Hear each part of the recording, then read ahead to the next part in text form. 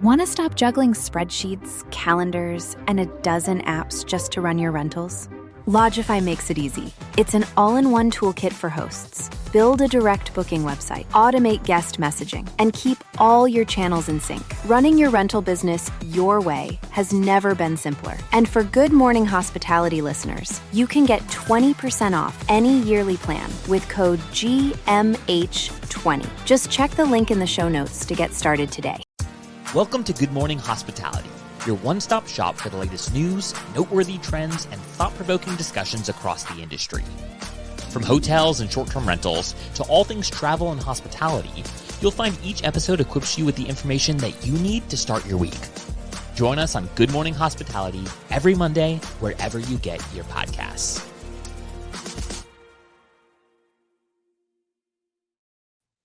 Good morning. Good morning.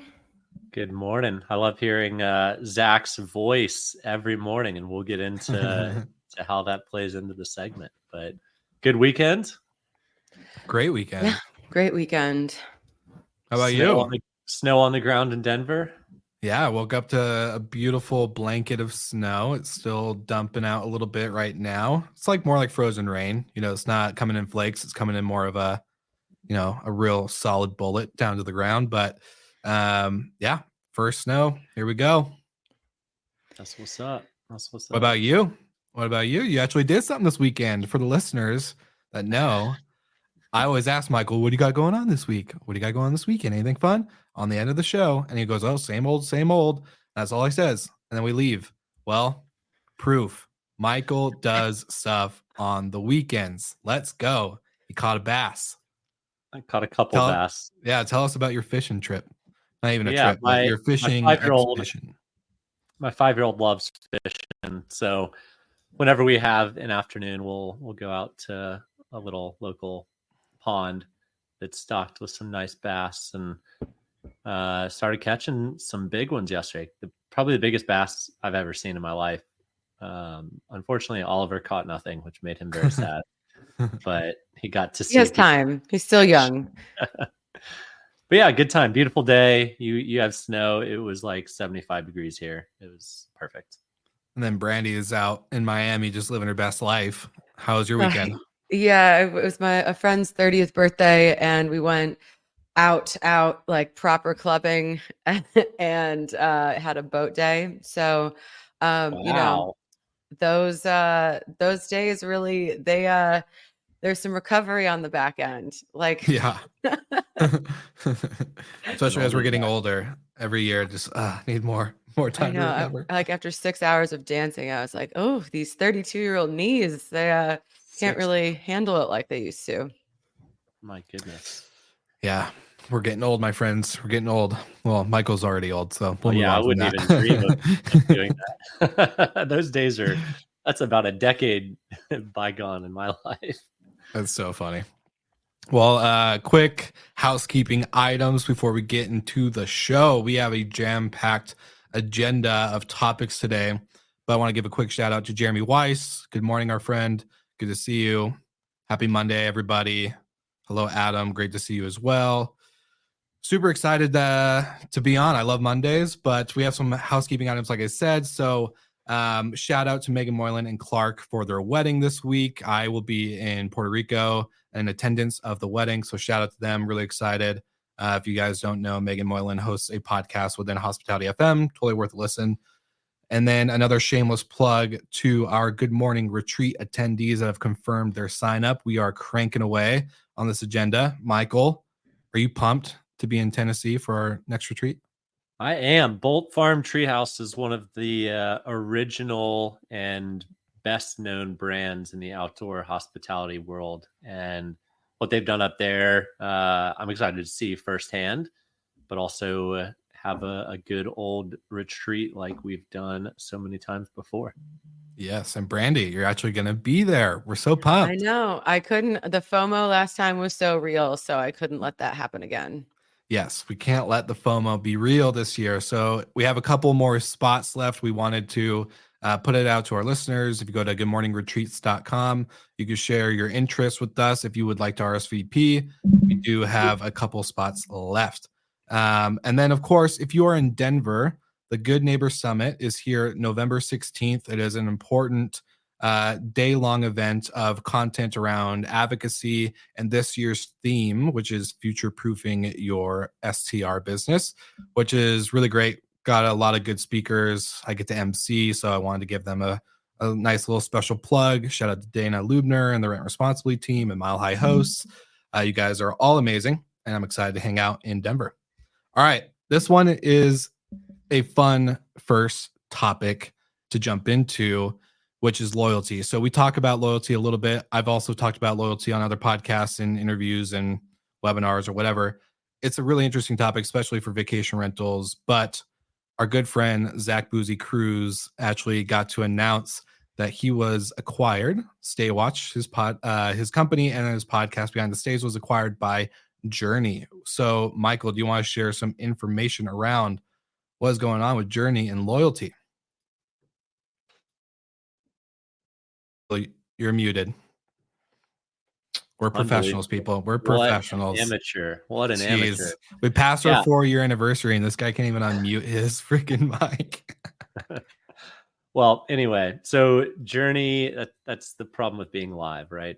Journey is a platform for independent hotels, short-term rentals, experiential stays, and it's built around loyalty where guests can both earn and redeem on wonderful stays. And I think the target demographic and market is right. Our generation very rarely goes and stays in the big box Marriott in downtown, as much as you know what you're going to get in those traditional, 4 walls.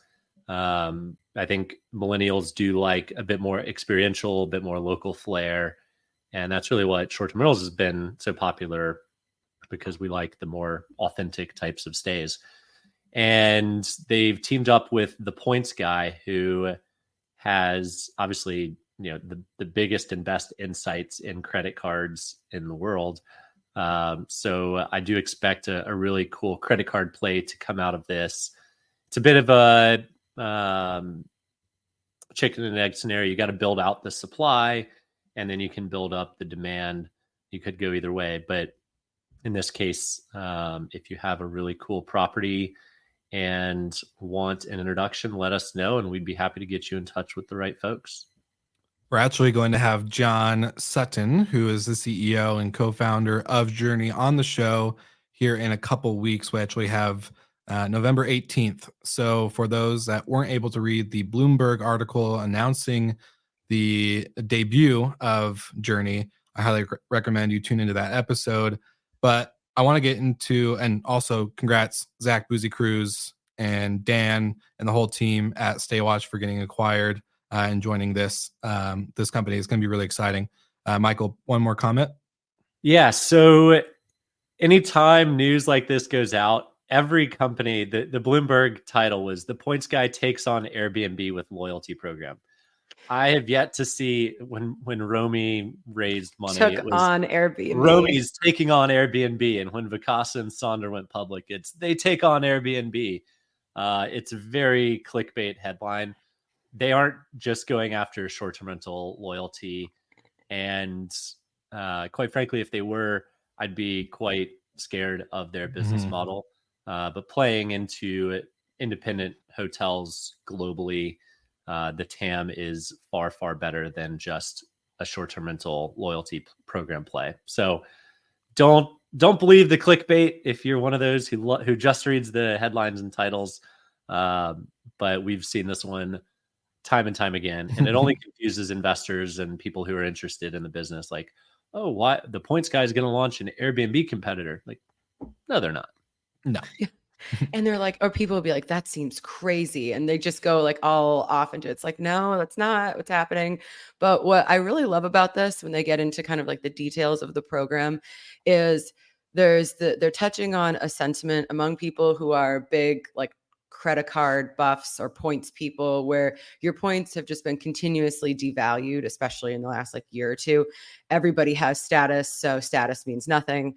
And so, but what I like about them is you can buy smaller things with your points. You don't have to like amass this enormous trove of points. You can have smaller points and spend it on like services at the spa or just one night of your stay or things like that. So it's really giving people an outlet for their points, and they don't, it doesn't feel like you have to just like be glued to this card for 4 years before you get to spend 2 nights at a hotel for free.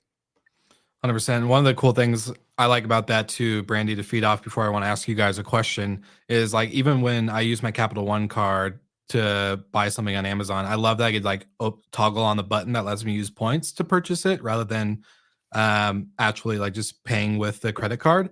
So I think that's really cool because it's kind of like that, right? Like instead of buying your stay, you could buy the spa. You could like buy something a little minimal, kind of like how I bought something on Amazon yesterday. It's $37, togged on that credit card point thing, boom, redeemed, paid like 19 cents, and it was really easy and it was really great. I love that. The question for you two, the next topic or article that kind of ties into loyalty is going to go into Expedia and their One Key program. But I want to ask you guys a question in the sense of, do you think that a company solely focusing on loyalty in terms of points and all this extra activity could be the winner in this loyalty race? Or do you think the companies like Expedia that are a little bit more robust, they actually have the inventory way more than what Journey has now? Who do you think is going to actually truly win in the loyalty product game? And I also know, like, I'm asking this question in the sense of John's going to be on the show. He's probably going to hear this. I understand. It's a question I also want to ask him. So I'm not throwing anything out there that I wouldn't feel comfortable with John listening to. BT dubs. So, yeah. I'll go first. I'll throw my hat in that ring. I think that they're going to be, this is a very political answer, like different types of winners. Like I don't think this is a zero-sum game. And I think that where Journey might have a leg up on some of the other programs is that it has a very kind of like niche target, right? They want these affluent travelers that are, maybe like elder Gen Z through millennial who value travel points and travel credit cards and these kind of things. So I think with that, they actually could be poised to win that segment if this really takes off and becomes like the new thing among that niche. Now, whether you look at like the much larger loyalty program overall, obviously Expedia has the like infrastructure and brand strength and all of that to have a larger loyalty program. But I think that Journey has like some of the key components to really win this like niche segment and take some customers away from those other loyalty programs. For sure. Yeah, and there's a big component for Journey on the building out a book direct type of play for their clients and their properties, which factors into how valuable it'll be. And if you look at how many bookings happen on Expedia versus directly on, name a branded site, finger to the wind, 50-50. So both can exist. It's not nearly as consolidated as airlines. If they were an airline loyalty play, I'd say good luck. Never, ever going to happen. But hospitality, there's thousands and thousands and thousands of independent boutique hotels worldwide. There's literally millions of short-term rentals. So there's enough to go around, and it breaks down into segmentation of the market. Can they get the entire market? No. Can Expedia get the entire market? No. But Expedia is going to get the type of traveler that's booking probably more of their trip than just a hotel. They're booking flights, tours, activities, cars, whatever it may be. But I think the segment that's just for accommodations, if you build the brand and the properties have that through line, I like it. I mean, I think it can exist. It is going to come down to scale. And I've talked to this team before, and I've been very transparent about you need as big of a TAM as humanly possible. Do not segment yourself so small and so niche. But I think they've got the right vision, and I think the TAM is there if it's opened up enough. I 100% agree with you in that, and also just the fact that the points for smaller purchases like Spa Day, Brandy, like you were saying, and other stuff is really good, because I don't think you're going to have a lot of Well, actually, I don't know how Expedia would be able to build something like that with every property, especially with branded properties being so unique and different. But leading into that is the question I also want to ask you guys in the sense of how many of the travelers or maybe people using something like this do you think would actually consider this loyalty? And this also goes to Expedia One Keep because yes, like as a property operator, I just don't see a program like One Key or even potentially Journey, depending on how they approach it, being actual loyalty to me. It's a loyalty to that product, right? But it's not loyalty to me. So if you're using the One Key card or the Journey card, how many of the brands are how much of this is actually loyalty to you? And I want to know, do you guys think this will be an issue, especially when it comes to independents, boutiques, vacation rentals, in the sense that, yeah, it's not truly maybe a loyalty to that brand specific, but it's loyalty to the product itself.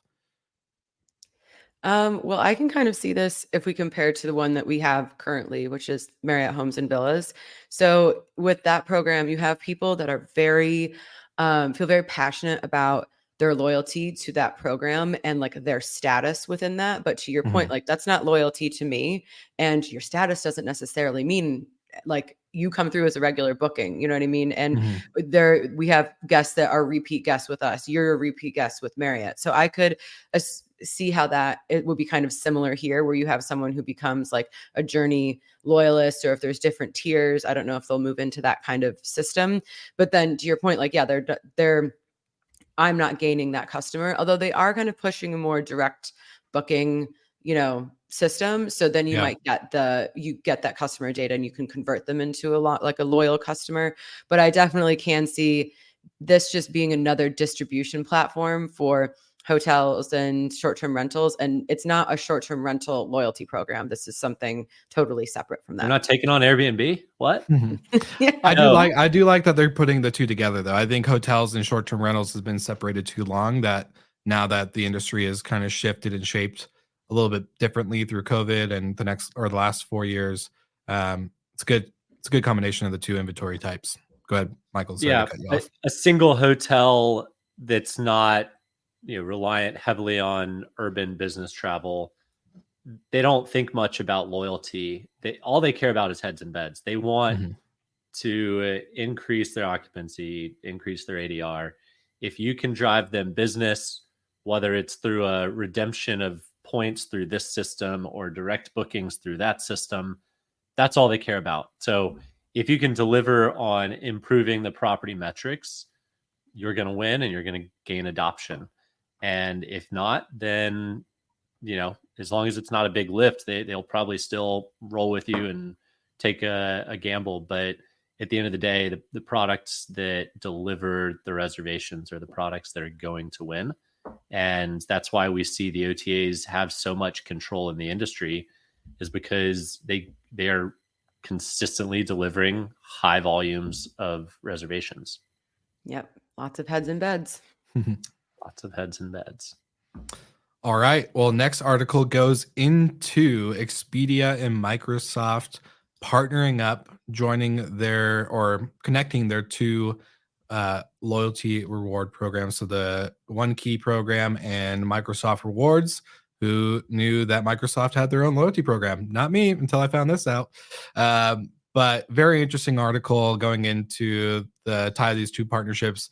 And I think this is something we're going to see it play out the next 12 months, where I think Expedia specifically in this topic in this article, because with One Key, I think they're going to be pushing that pretty significantly. So in my thinking, we did reach out to the team at Expedia for a comment around this type of topic. And unfortunately, no response. We sent it a little late last week.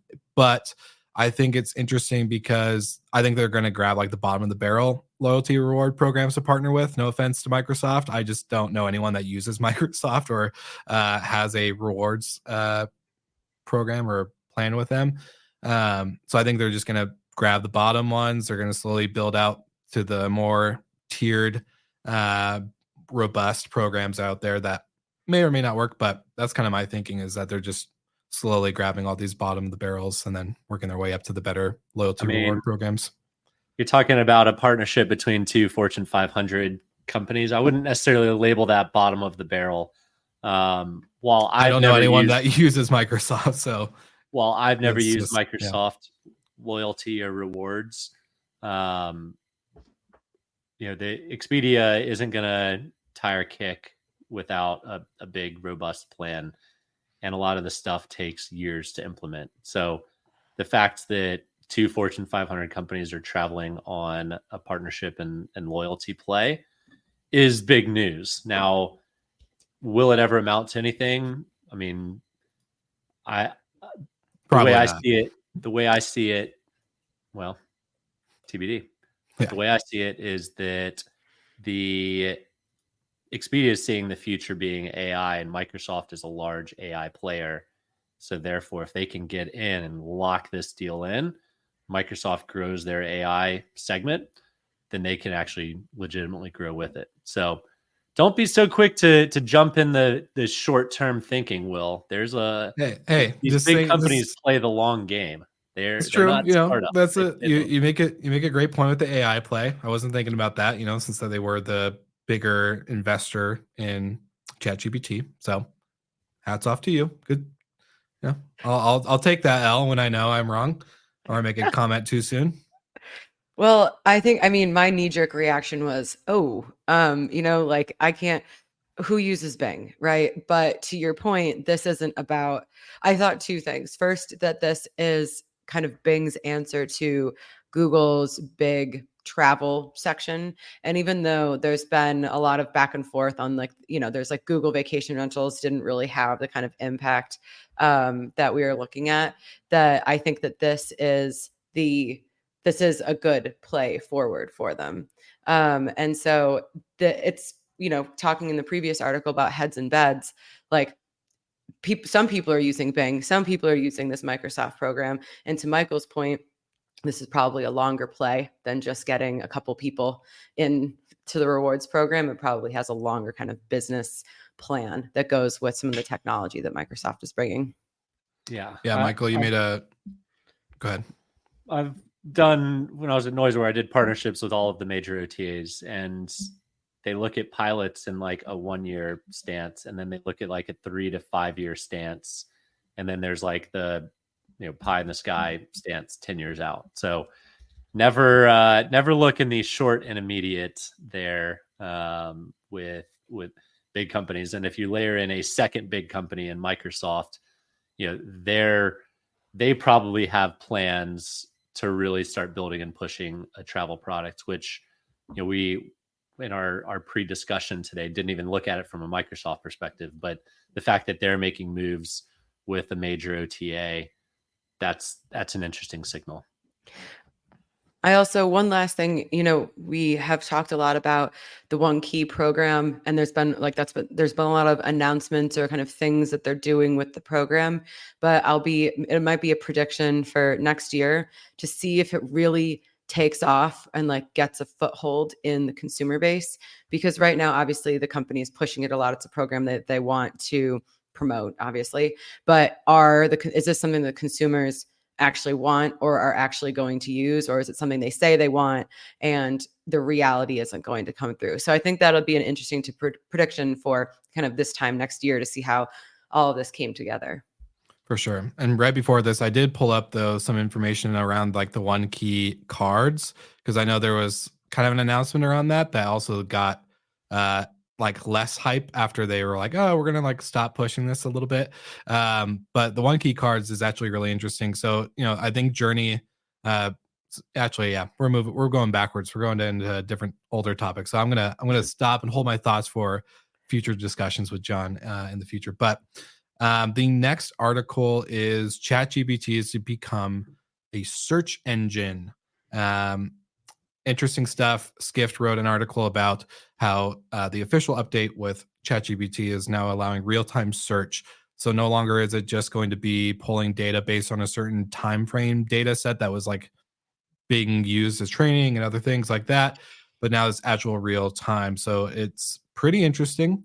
I know where I stand on this based on our conversations with Nitin and Ed at Homes and Villas. But before I go into my thoughts, Michael, what do you think in the sense of ChatGPT now becoming real-time search, implications to travel, implications to our industry. What do you think? Well, did Microsoft just work out a deal with Expedia? I think they did. So that, first of all, that could be very interesting. But if you look at how people are searching and the potential of people searching in the future, if you mastered SEO 10, 15 years ago, then you probably killed it for a long period of time until, the laggards caught up to you. The same is probably the case now. If you know how to rank in the SEO or in the algorithm of AI and pull that forward to be what is shown. The problem with AI is a lot of times what's shown is just such a small snippet. It's so good at finding exactly the answer that you want that you don't have as many options to go beyond that like you might on a regular traditional Google search. But if you can figure out how to be in that very short, minute response from the AI, then I think your direct search is going to, or your direct bookings can absolutely skyrocket. So if you know how to do this, please tell us. We would love to know. I am certainly not the kind of guy who's going to be able to peel back the AI algorithms and understand them. But if you know a hack or you know some backdoors, we'd love to have you on and chat. Yeah, I think, and before the show, I was a bit of a curmudgeon about this article. And I think most for me, it's like two things. First, like, I don't have the technological deep know-how and, of how all these language models work. And I think that we get a lot of like the highlight reel and the news article headline clips of a lot of this technology. And then everybody, like the general, we all make comments about it. So I think I'm just getting a bit tired of that. Um, but there is such potential, and it really does tie back into the article before. Like Michael said, there's, Microsoft, ChatGPT now all like having more powerful search. So I think there's definitely things that are going to be interesting that come out of this. I'm personally just excited to see what those things are, how this actually starts to roll out, before I have a more like concrete opinion of it, I think.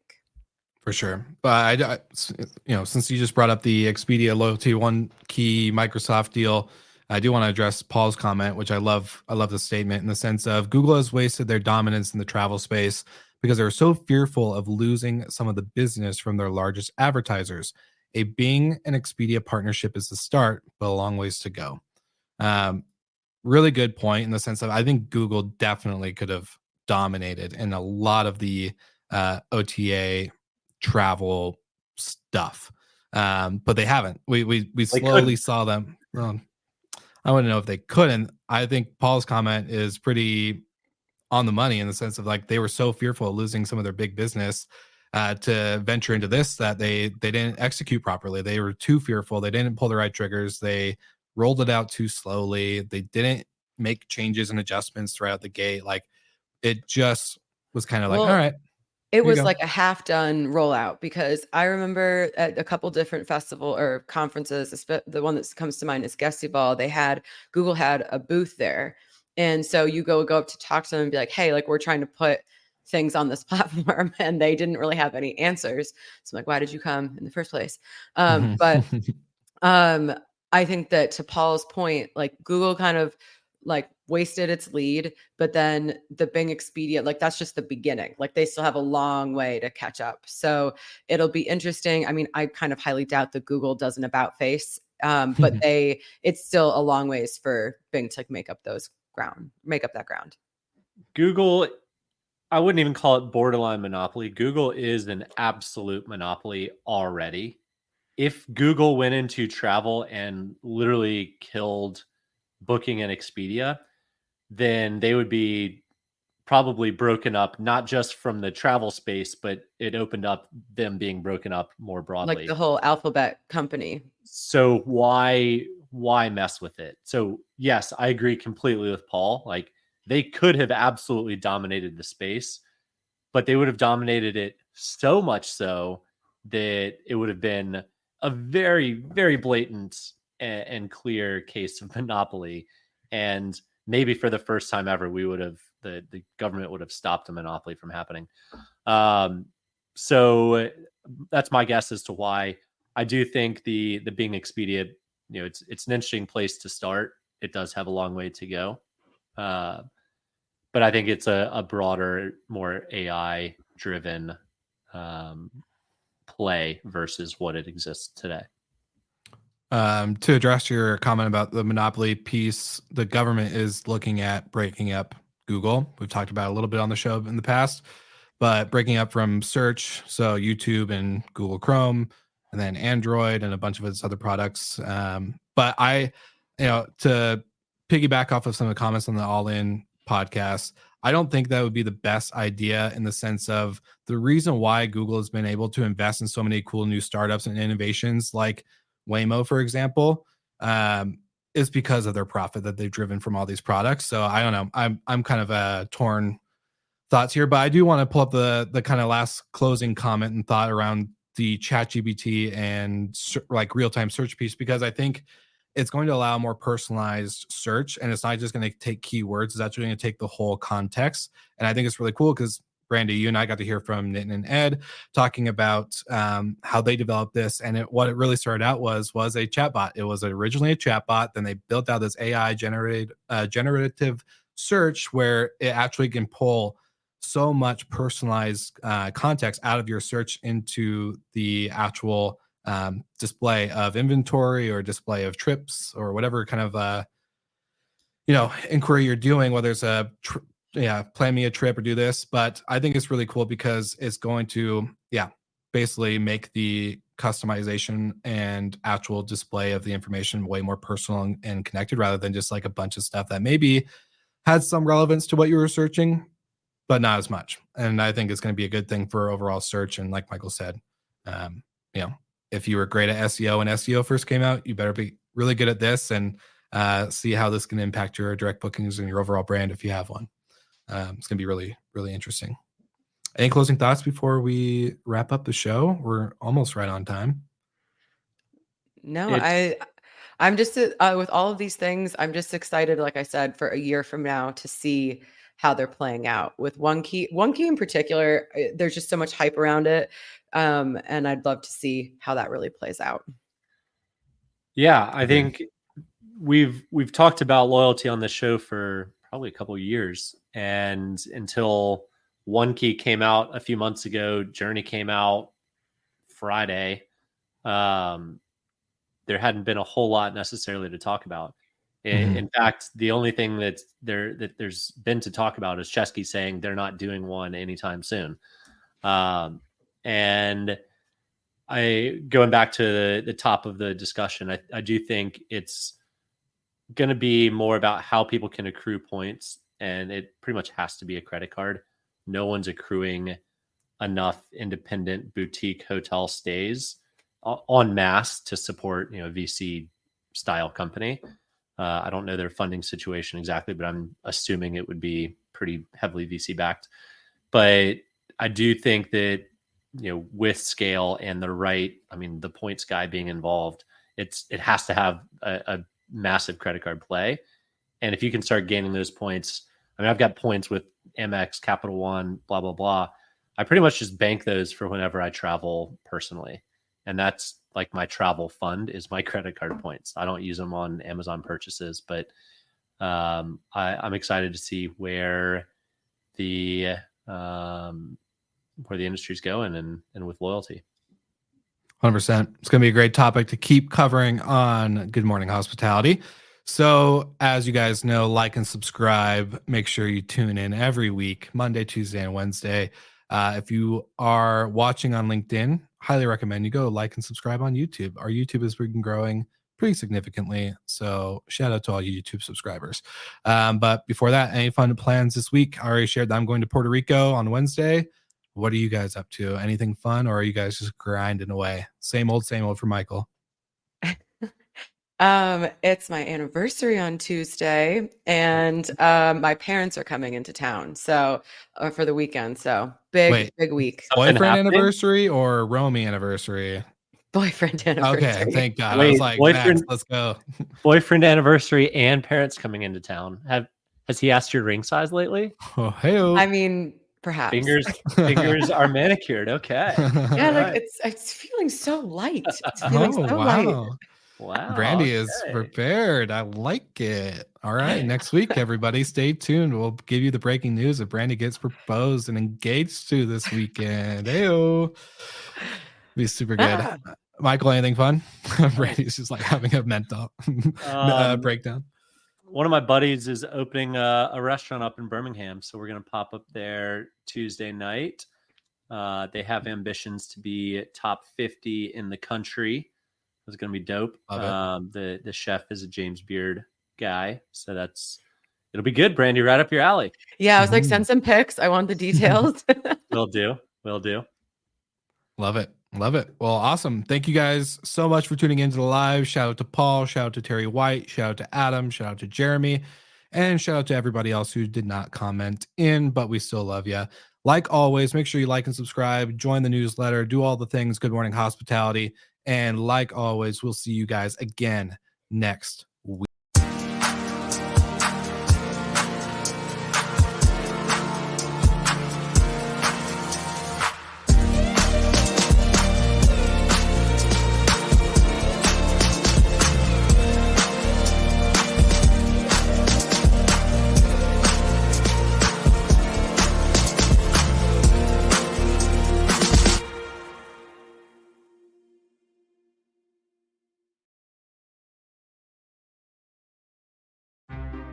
Want to stop juggling spreadsheets, calendars, and a dozen apps just to run your rentals?